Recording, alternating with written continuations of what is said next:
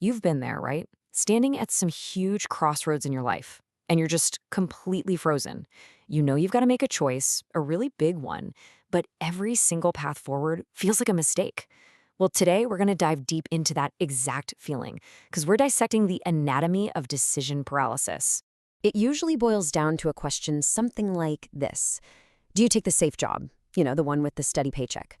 Or do you chase the dream that actually lights you up inside, even with all the risk? Do you stay in that relationship that's comfortable but kind of draining? Or do you step into the terrifying unknown of being on your own? So, on one hand, you've got the predictable path. It's what your family expects, it's what society tells you is the smart move. And on the other hand, there's the path of your heart, the one that feels real, authentic, but it's filled with uncertainty and, let's be honest, the very real potential for failure. Choosing feels just about impossible. And in that moment, you just stop. You freeze. And it's not laziness, it's a total system overload. You feel stuck, and man, can it feel isolating.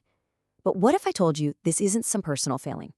What if this is just a deeply, deeply human condition?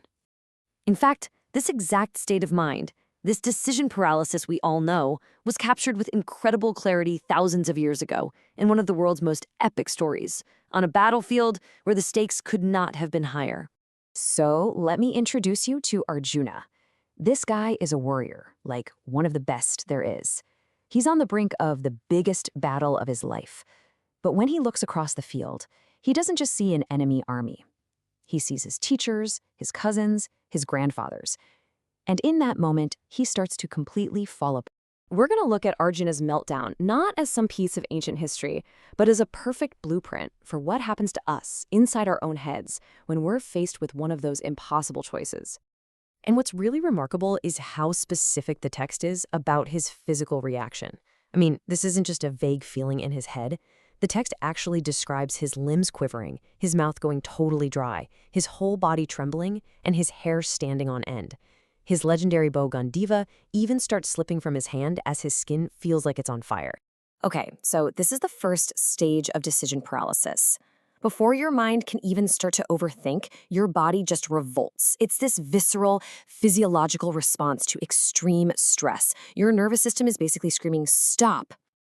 And when your body is in full-blown crisis mode, what does your mind do? It tries to make sense of it all.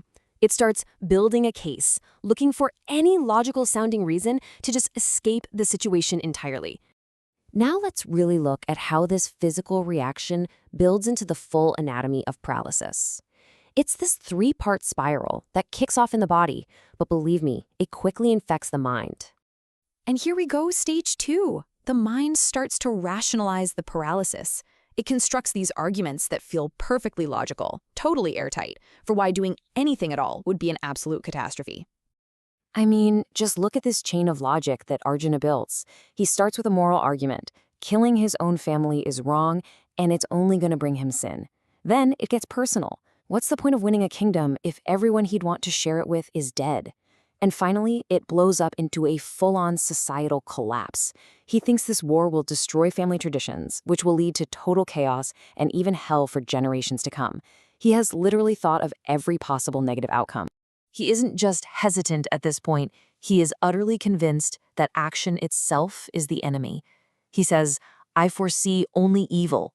So in his mind, every single door leads to disaster. Does that sound at all familiar?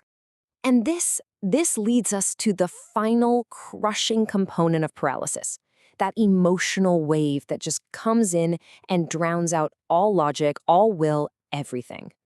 And it's so important to get this. Arjuna's crisis isn't born from cowardice. It's actually the opposite. It's born from compassion. The text describes him as being overwhelmed with compassion and soft-hearted. He's frozen because he cares too much. It's the grief for the future, for the relationships he knows will be destroyed, that finally brings him to a grinding halt.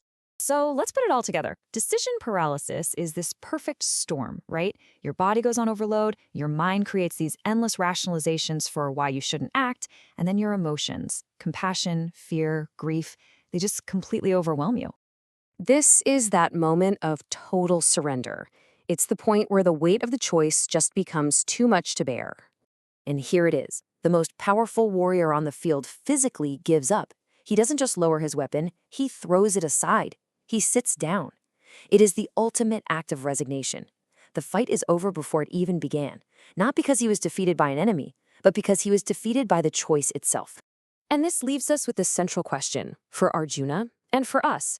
What do you do in that moment of total paralysis, when every single path forward seems to lead to pain or loss or failure?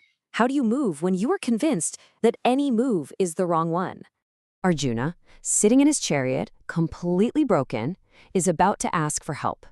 And the guidance he gets from his charioteer, Krishna, offers this profound framework for finding clarity in the middle of chaos. But that framework? Well, that's a story for our next explainer.